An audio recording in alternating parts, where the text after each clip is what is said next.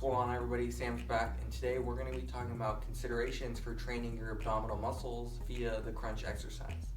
So we're going to start things off by talking about active range of motion as it pertains to the spine. We're then going to talk about exercise execution, how to integrate the diaphragm into the movement, and also potential progressions for the exercise. And finally, we're going to wrap things up by talking about some misconceptions associated with training your spine outside of a neutral position. So to illustrate this idea of active range of motion, I'm going to tell you guys a quick little story. I was working with an individual and we decided, alright, crunches is going to be something we're going to be doing today. And before we got into it, I had to ask myself, how well is her spine able to move on its own? So I had her lie on her back and I said, hey, how much can you do this? How much can you arch your back, essentially? And basically, by lying on her back, we fully maxed out her ability to arch her back. Now, let me give you guys another example. For me,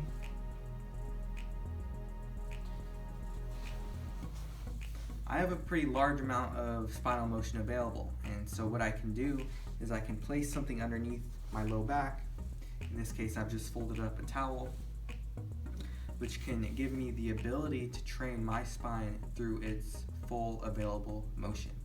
If you don't have that much spinal motion available, that's fine. Just don't place anything underneath your low back if you couldn't move there on your own.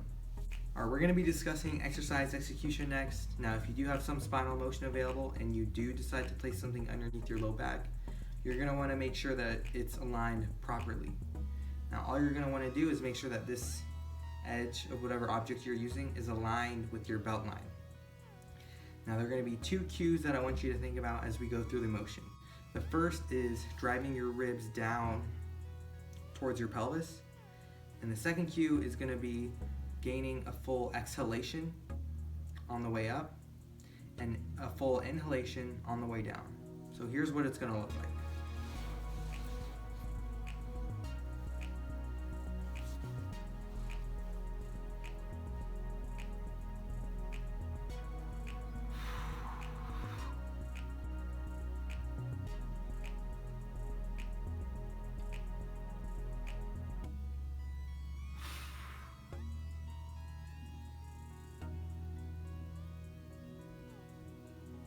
If this is too easy for you, you can place your arms across your chest.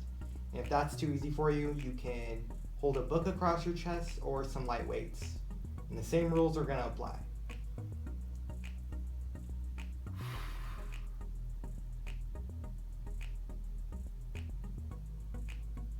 Alrighty guys, we're going to wrap things up by talking about some misconceptions associated with the crunch exercise. And the main one is this idea of neutral spine.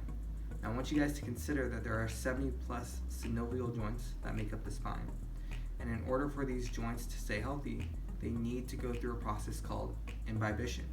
Now, imbibition occurs only when you move your joints, and when it does occur, fluid is forced in and out of the joint. In other words, motion is lotion. I also want you guys to consider that maybe if you trained your spine outside of a neutral position, you wouldn't have to do all these spine mobility exercises.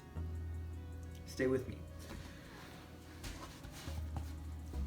It's common to see a lot of people doing all these extension mobilizations. But consider that this motion is exactly the same motion as a crunch. The only difference is I can passively load my body weight into extension on something like a foam roller, or I could eccentrically load spinal extension via controlling the motion with my abdominals in the crunch exercise. Alright guys, thank you for taking the time out of your day to listen to me speak. I hope you gained some useful information out of this, and we'll see you guys next time.